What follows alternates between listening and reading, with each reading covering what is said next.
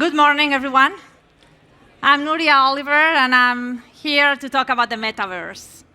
In the summer of 2021, as most of you probably know, Mark Zuckerberg announced the beginning of a new chapter, not only of his company, with the change of name to Meta, but of the internet, with the announcement of the development of the so-called Metaverse. And who hasn't heard about the Metaverse by now? But the fact is that the change of focus in one of the most powerful technology companies on the planet, owner of the 3 largest social networks in the Western world with billions of users, really marked the start of a period of global hype about the Metaverse. In fact, there are analyst firms that estimate that the global market of the Metaverse will surpass $700 billion by 2025, with a growth of over 37%. As you also probably know, the Metaverse is not a new concept. It was proposed by Neal Stephenson's novel, Snow Crash, in 1992. The Metaverse, strictly speaking, is a single virtual world, universally accessible 24/7, where we can interact, communicate, and perform all sorts of transactions as if we were in the physical world. An idealized version of the Metaverse opens the door to a potentially perfect virtual world, a world where we can have different personalities, where we can overcome our limitations, where we can travel without restrictions, access unlimited entertainment, fulfill our dreams, and achieve the so-desired success in life, or better said, the cyber life. Since Neal Stephenson's novel, there have been a lot of different science fiction works that have shown different versions of the Metaverse.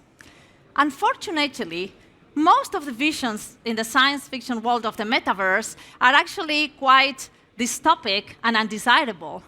The metaverses that are depicted are metaverses that exist because of humans living in such a miserable life in a planet so deteriorated to be almost uninhabitable, controlled by dictatorial regimes in such a way that the only hope is to find refuge in a digital world. A world many times, by the way, that is controlled by omnipotent corporations, by fascist regimes, or by artificial intelligence systems.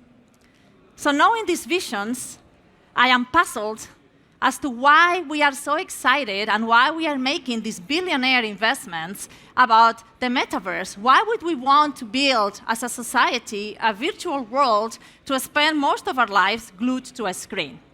And in my talk today, I wanted to share with you 5 reasons why I think we should at least question the development of the Metaverse. And the first reason is environmental reasons. Actually, the first reason, is economic reasons. With high probability, the development of the Metaverse and the wealth that it may generate won't be distributed homogeneously, neither geographically, nor socioeconomically or demographically in society, to the benefit of the most powerful corporations and richest individuals, and to the detriment of the rest of us. As you know, in the past 15 years, we have witnessed a polarization in the accumulation of wealth, an unprecedented growth in the power of wealth of an oligopoly of technology companies, an increase in the wealth of the hyper-rich, the top 1%, and a widening gap between those who own the most and those who have the least. We have no guarantees that with the development of the Metaverse, this trend won't continue or perhaps even exacerbate. The second reason is actually environmental reasons. Of course, with the Metaverse, we won't need to travel and we won't need to go to work, so that will have positive impact on our carbon emissions. But the technologies needed to develop and operate the Metaverse are anything but carbon neutral. For example, training one single state-of-the-art deep learning model, which is very ubiquitous and used in the Metaverse, emits more CO2 than 5 cars during their entire lifetime. The Metaverse collects and analyzes massive amounts of data. Our entire life will be digitized. And that is, of course, not carbon neutral. The hardware that we need to operate in the Metaverse, the augmented reality or virtual reality goggles, powerful computers, they are also not carbon neutral in their production, in their distribution, and in their disposal, because it's not biodegradable material. But who knows? Maybe we'll be unaware of this environmental impact because we'll be distracted enjoying an idyllic vacation in the digital version of Bora Bora. The third reason is actually for reasons of public health. We humans haven't evolved to be glued to a screen for most of the day. We know that the physical impact of excessive screen use is significant and diverse. It causes problems in vision and posture. It contributes to obesity because of having a sedentary lifestyle, and it affects our sleep patterns, for example.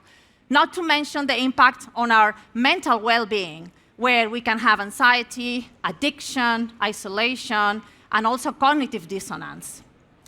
We can't forget that the Homo sapiens, us, we are a social species.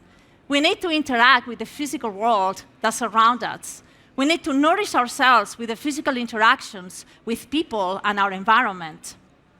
We know from our first experience, because of the COVID-19 pandemic, the devastating impact of social isolation. And while digital interaction is better than no interaction, it's of course a lot more limited than the richness, the complexity, and the multimodality of face-to-face interaction. The next set of reasons are social reasons.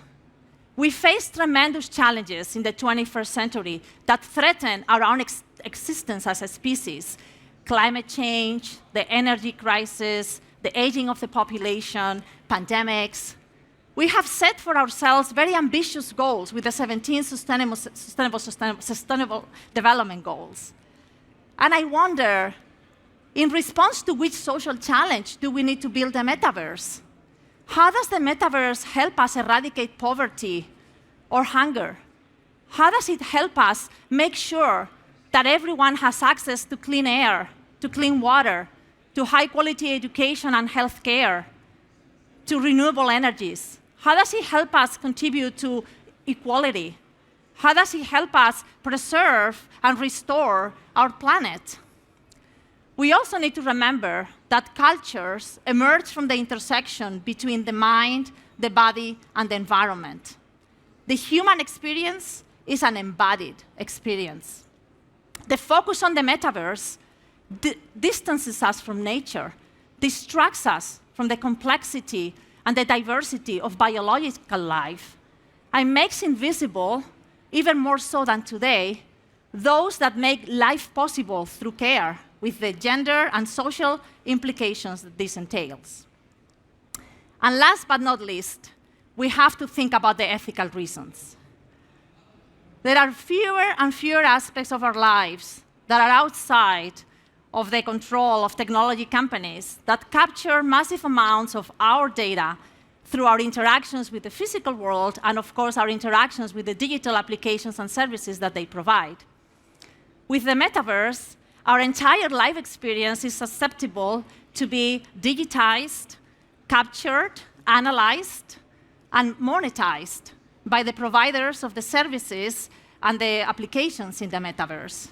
The implications to human privacy, autonomy, control, transparency, and well-being are immense.